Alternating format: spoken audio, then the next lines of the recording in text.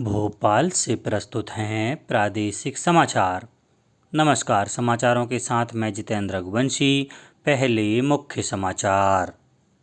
मुख्यमंत्री श्री शिवराज सिंह चौहान ने कहा है कि प्रदेश को कानून व्यवस्था में आदर्श राज्य बनाना है।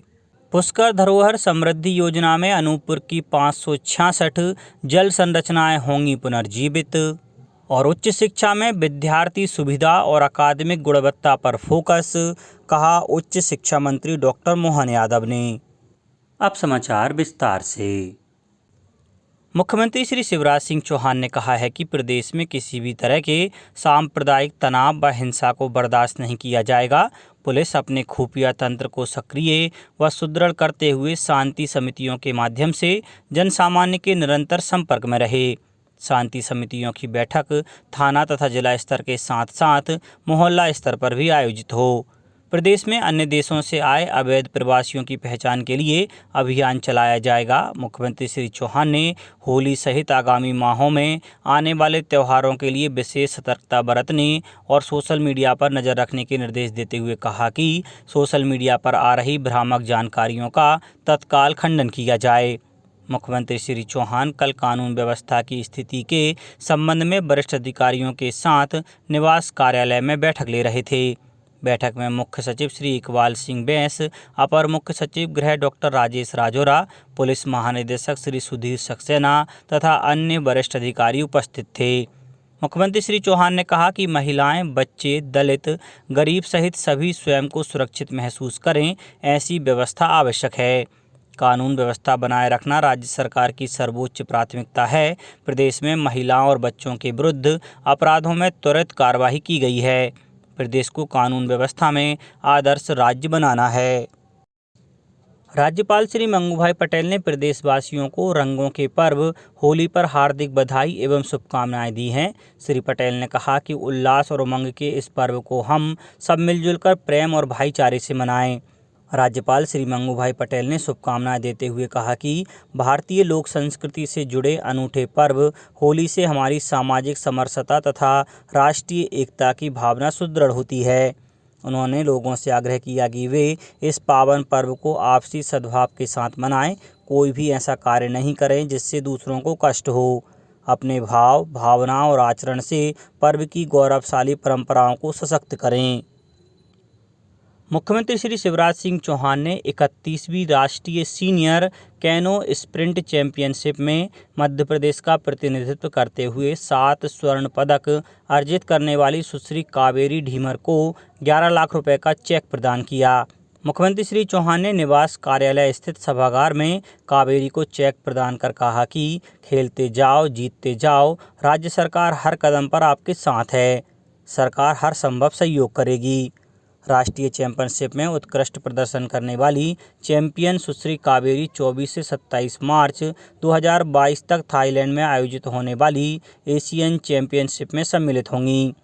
उल्लेखनीय है कि Madhya Pradesh water sports academy की सीहोर जिले के ग्राम मंडी की निवासी कावेरी ने 24 से 27 अक्टूबर 2021 तक हिमाचल प्रदेश के बिलासपुर में आयोजित प्रतियोगिता में 7 स्वर्ण पदक जीते थे। मुख्यमंत्री श्री चौहान ने इस उपलब्धि पर कावेरी को 11 लाख रुपए का पुरस्कार प्रदान करने की घोषणा की थी। अनूपपुर जिले में प्राचीन काल में निर्मित तालाबों और विभिन्न जल संरचनाओं के जीर्णोद्धार के लिए पुष्कर समृद्धि योजना शुरू की गई है। पुष्कर समृद्धि योजना में जिले की 566 जल संरचनाओं के संवर्धन का कार्य मनरेगा के अंतर्गत किया जाएगा। चयनित जल संरचनाओं में 373 सिंचाई सुविधा, 140 मत्स्य पालन और 53 जल संरचनाएं सिंघाड़ा उत्पादन के लिए चयनित की गई हैं। इन जल संरचनाओं के उपयोगकर्ता समूह के 3,952 सदस्यों को आर्थिक लाभ से अवगत कराया गया। चयनित जल संरचनाओं को वर्षा काल शुरू होने के पहले जीर्णोद्धार किए जाने का कार्यक्रम तैयार किया गया है। नगरीय विकास एवं आवास मंत्री श्री भूपेंद्र सिंह ने गुरुवार को नई दिल्ली में आवासन एवं शहरी कार्य मंत्री श्री हरदीप सिंह पुरी से भेंट की।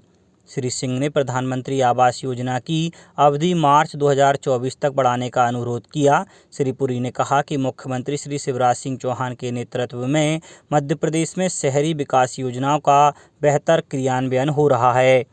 मंत्री श्री सिंह ने पुरी को बताया कि प्रधानमंत्री आवास योजना शहरी के BLC घटक में हितग्राहियों द्वारा विशेष रुचि ली जा रही है।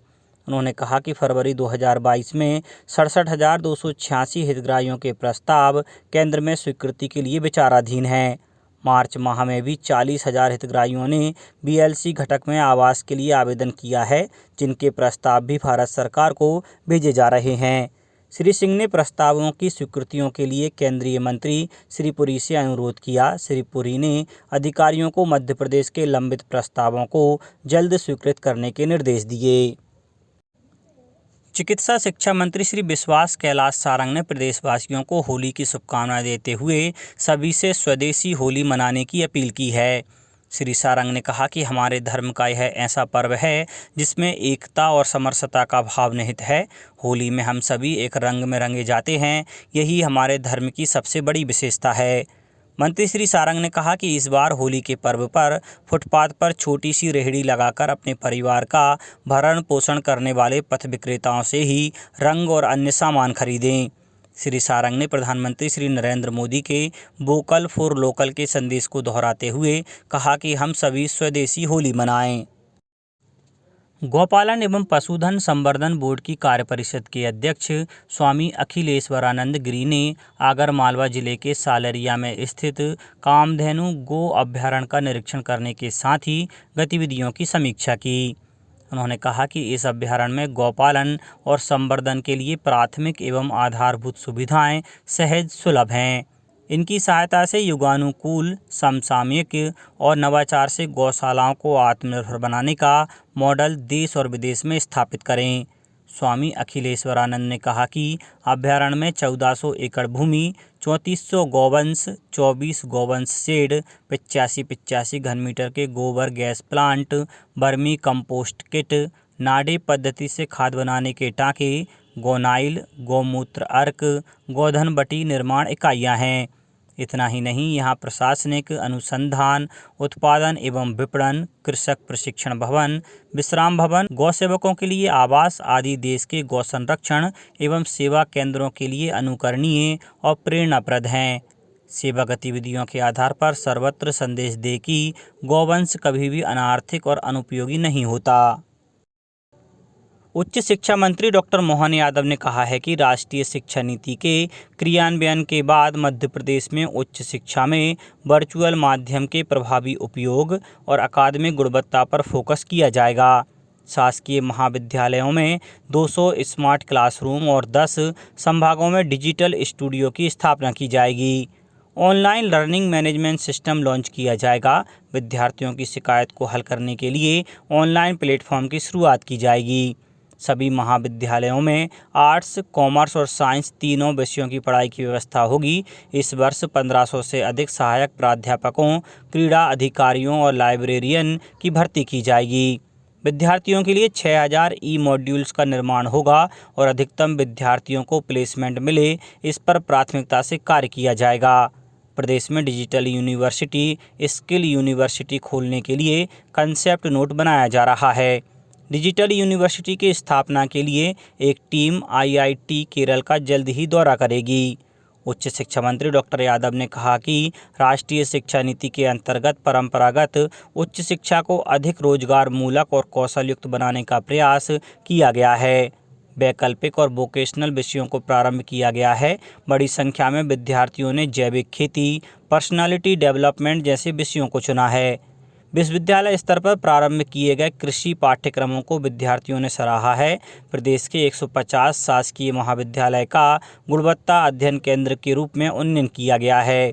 साथ ही 200 महाविद्यालयों में स्वामी विवेकानंद कैरियर मार्गदर्शन प्रकोष्ठ की प्लेसमेंट और उद्यमिता सेल की स्थापना की गई है।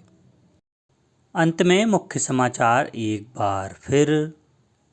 मुख्यमंत्री श्री शिवराज सिंह चौहान ने कहा है कि प्रदेश को कानून व्यवस्था में आदर्श राज्य बनाना है। पुष्कर धरोहर समृद्धि योजना में अनूपपुर की 566 जल संरचनाएं होंगी पुनर्जीवित। और उच्च शिक्षा में विद्यार्थी सुविधा और अकादमिक गुणवत्ता पर फोकस, कहा उच्च शिक्षा मंत्री डॉक्टर मोहन यादव ने। इस बुलेटिन में इतना ही। घर पर रहिए, सुरक्षित रहिए और सुनते रहिए प्रादेशिक समाचार। नमस्कार।